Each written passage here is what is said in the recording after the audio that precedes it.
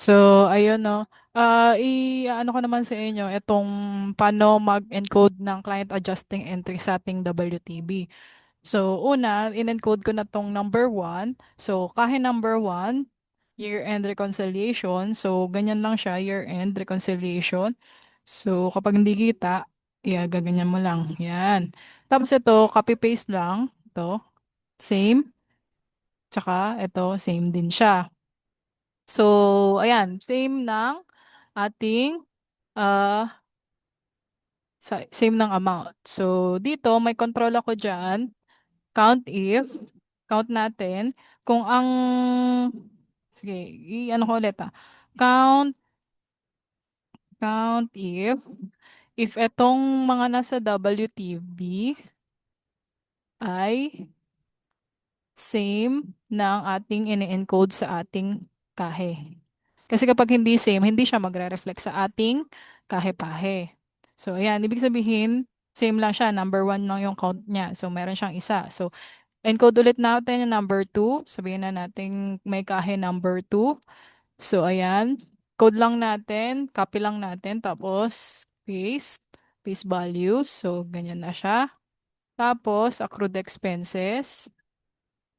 Yan. Dapat, etong nandito sa mga accounting entries nyo, ay meron din talaga dun sa WTB para mag-reflect siya kasi hindi siya masa-sum if. Yan. Yan, Medicare. Oh, tapos na. So, titingnan natin, ang ano natin dyan, counter-checking is kapag merong account.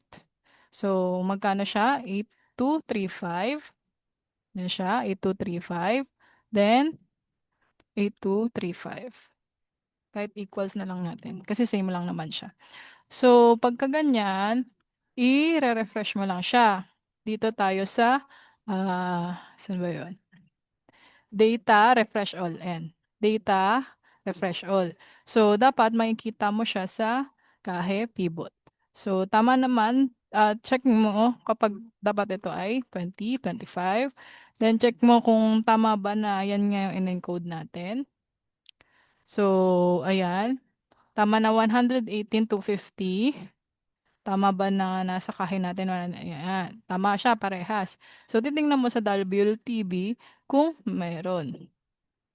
So, net kahe dapat zero kasi debit and credit ay dapat parehas at 11,250, 11,250. So, tama ka. So, nag-reflect siya dito sa iyong, ano natin, nag-reflect siya sa iyong W, yan, nag-reflect siya sa WTB. Oh, sample natin, si other electricity, ang ano natin, sa kahe, ang adjustment ay meron ditong 1. So, hindi siya tutugma, 'di ba? May zero. Ibig sabihin, kapag na-refresh natin yung data, ay meron dito, meron pa din siya dyan. Kaso, other electricity na siya. So, pero dito, dahil wala tayong account title na electricity 1, hindi siya nag-reflect. So, anong dapat gawin pag ganyan? Dapat titingnan mo na itutugma mo yung account title nito sa account title ng ating adjustment. So, kapag ginanyan mo, tapos i-refresh all mo ulit, papasok na siya as kahe. So, itong adjustment natin, dahil naka-sum if siya, laging titingnan natin kung within the sum range natin siya. So, itong pivot, sum range na natin hanggang 500. So, hanggang 500. But within the sum range pa rin natin siya.